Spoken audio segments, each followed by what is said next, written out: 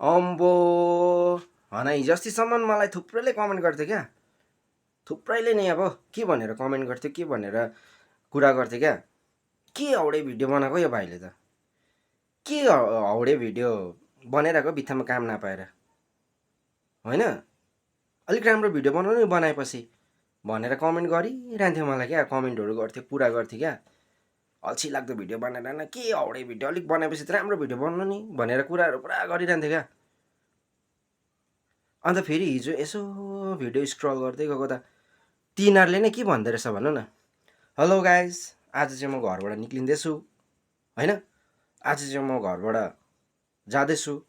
आज चाहिँ म घरमा मोमो बनाएँ।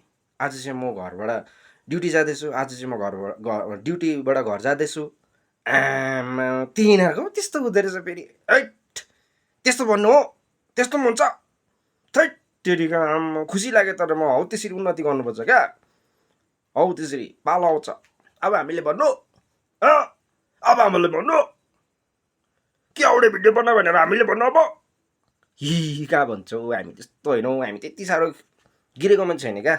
अरूलाई भिडियो बनाउँदै अरूले भिडियो बनाएको देखेर खिसी गर्ने, हाँसो गरिदिने, कुरा गर्ने त्यस्तो होइन हामी क्या। बरु हामी सपोर्ट गर्छु, यसरी गर, यसो गर, यो भएन त्यो भएन भनेर हामी सपोर्ट गर्छु। तर के हाउडे भिडियो बनाएको यिनीहरूले हैट भनेर अल्छी लाग्दो भिडियो बनाउनु भन्दा त बरु काम गर्नु नि भनेर भन्थ्यो नि।